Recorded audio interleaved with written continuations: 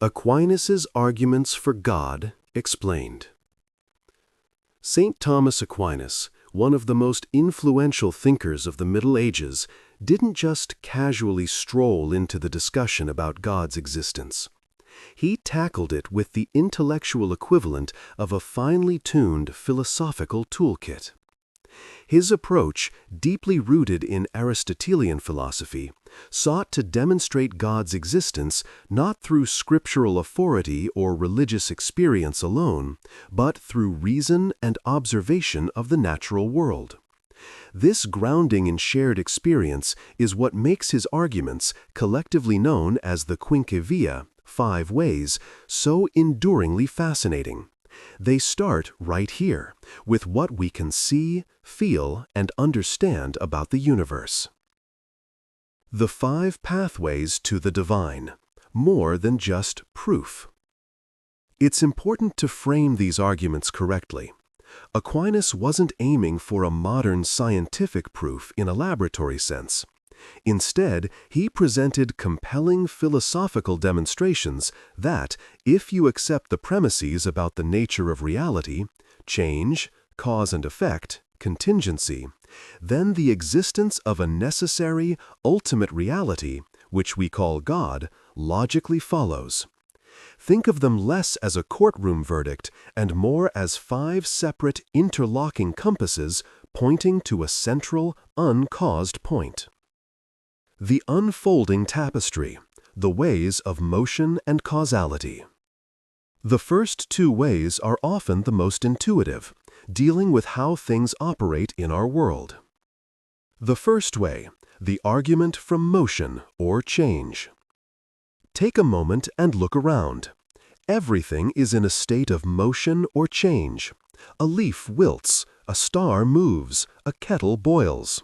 Aquinas' key insight here is simple. Nothing moves itself. To go from potentiality, the ability to be in motion, to actuality, being in motion, requires an external agent already in a state of actuality. A wooden log is potentially fire, but only an existing actual flame can ignite it. If everything that moves has been moved by something else, you're looking at an infinite regress of movers, stretching back forever. Aquinas argues that an infinite chain of movers is impossible in the here and now, a chain of causes sustaining the current motion. The entire chain of motion, which is undeniably active right now, must be initiated and sustained by something that is pure actuality, a being that is completely unmoved yet causes all movement in others. This unmoved mover is what people understand as God. It's the ultimate source of all dynamic change, having no potentiality left to fulfill. The second way, the argument from efficient causality. This is closely related to the first, focusing on cause and effect. In the world, we observe an ordered system of efficient causes. Your hand pushes the door. The heat from the sun makes the flower grow. The spark ignites the fuel. Each effect is preceded by a prior cause.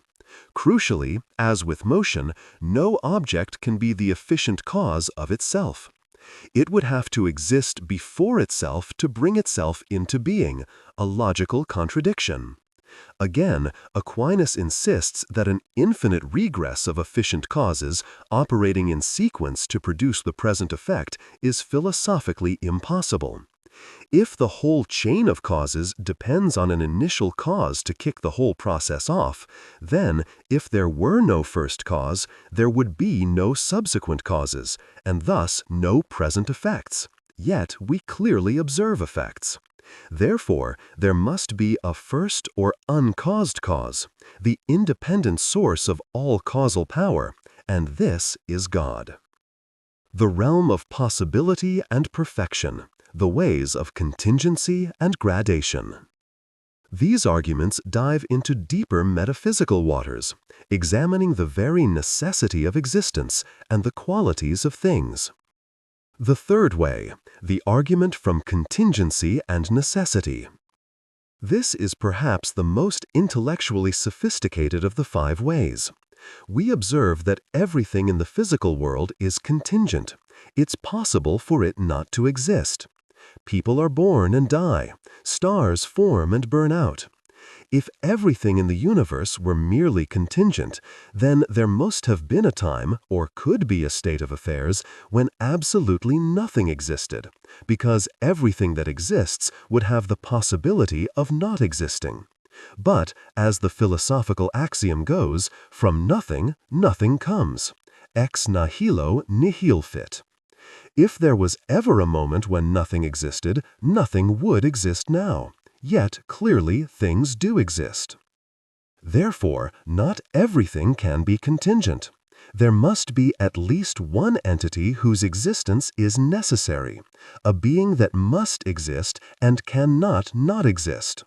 This is the ultimate ground of all contingent existence, the source of necessity for everything else. This necessary being, whose essence is existence, is what we call God. The 4th way, the argument from gradation or degrees of perfection. When we talk about things, we use terms like better, worse, hotter, truer, nobler, and more good. We are constantly measuring things against a standard. A lump of coal is hot, but the sun is hotter. A good person is good, but Mother Teresa might be seen as better. Aquinas argues that these observed degrees of perfection imply a maximum standard, a superlative against which all others are measured. For any quality, like goodness, truth, or being, there must be a being that is the ultimate standard, or maximum of that quality. This supreme being is the cause of all lesser degrees of that quality in all other things. This maximum being of all perfections is God. The grand design, the way of teleology. The final argument shifts focus from physics and metaphysics to the apparent order and purpose in the cosmos. The 5th way, the argument from governance or design. Look at the natural world. Non-intelligent, inanimate objects consistently act in a way that achieves the best result, or a predictable end. An acorn always grows into an oak tree, never a giraffe. Planets maintain their orbits. Water freezes from the top down, which protects aquatic life. These things, having no intellect themselves, cannot be directing themselves to such beneficial or regular ends. When we see an arrow flying towards a target, we know it must have been shot by an archer. Similarly, objects in nature act for an end or a purpose, not by chance, but by design. This systematic, purposeful arrangement of non-rational things must be the result of a governing intelligence. Therefore, there must be some intelligent being that directs all natural things to their ends. This intelligent designer or governor of the world is God. The takeaway. Aquinas' 5 ways are a profound invitation to look at the universe not as a random, uncaused phenomenon, but as a deeply ordered, contingent, and moving entity that requires an ultimate explanation outside itself.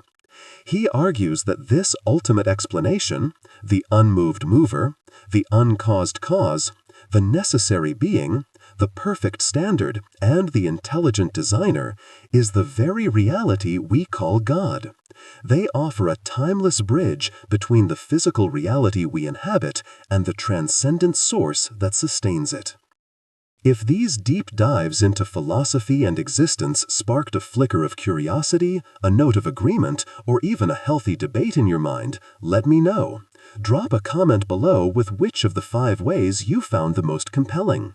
Subscribe to the channel for more thought-provoking content that explores the intersection of faith and reason, and be sure to hit the like button if you enjoyed this detailed explanation.